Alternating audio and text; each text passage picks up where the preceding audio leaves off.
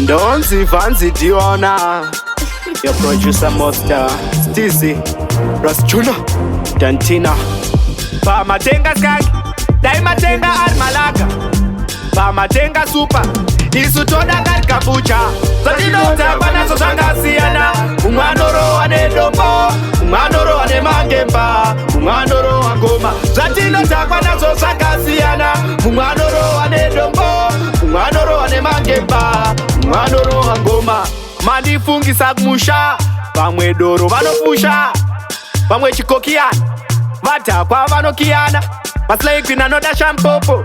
Lasekina dem sombo, vamwe vanotakwa ungati mboko, chikuru kusvika ikoko. Zvatinota banazo zvakasiyana, umwanoro anedomba, umwanoro anemangemba.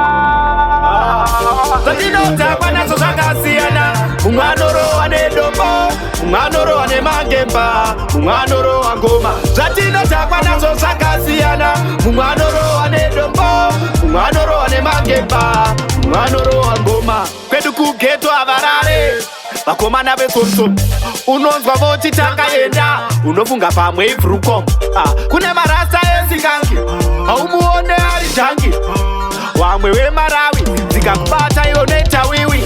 Zvatinodza kwanazo zvakasiyana, umwanoro ane dombo, umwanoro ane mangemba, umwanoro angoma. Zvatinodza kwanazo zvakasiyana, umwanoro ane dombo, umwanoro ane mangemba, umwanoro angoma. Mandifungisa kumusha, vamwe doro vanopusha, vamwe chikokiana, vadhakwa vanokiana.